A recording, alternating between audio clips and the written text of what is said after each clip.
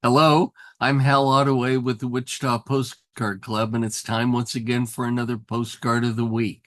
And this week, I want to share a card that my friend Barbara Thompson sent me from Colorado.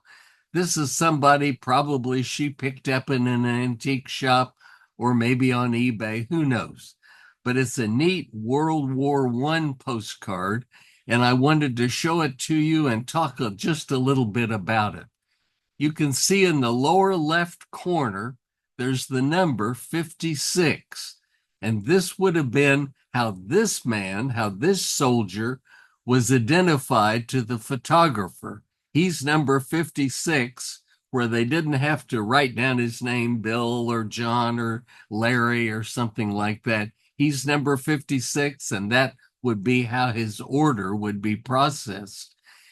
Postcards like this were made in the same areas where training camps were located, and they were all over the country. And so the men would be shipped in there usually by train and get off the train and assemble and be taken to the army camp. And the old business of shaving your head or most of the hair on your head, and getting fitted out in a uniform. And we think that this probably is one of those first 10 days in camp, perhaps. And so he's been fitted out in this military uniform from the boots to his hat on his head.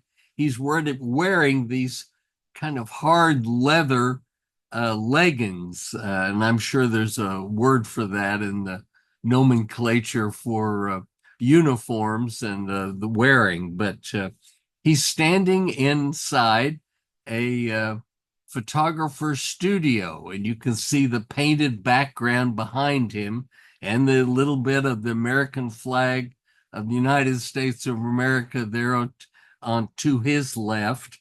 And there seems like there's another flag here on the far left side or his right side.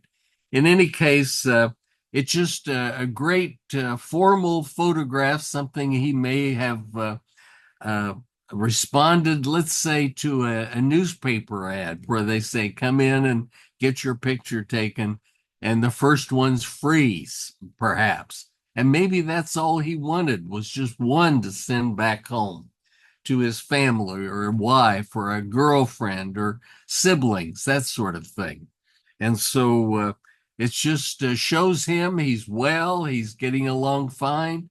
He's now seen in his uniform, certainly different than the trousers and white shirt, maybe the tie and the suit coat or the sport coat that he was wearing when he left home. And this is their first time to see him in uniform. And man, they think he looks sharp. He looks like a great soldier. And we don't see any ribbons or any medals, anything, any shoulder patches yet. He could have had one there on his left shoulder. That's kind of in the darkness of the photographer's studio. But all of that would come in time as he was assigned to a unit, going through training and so forth.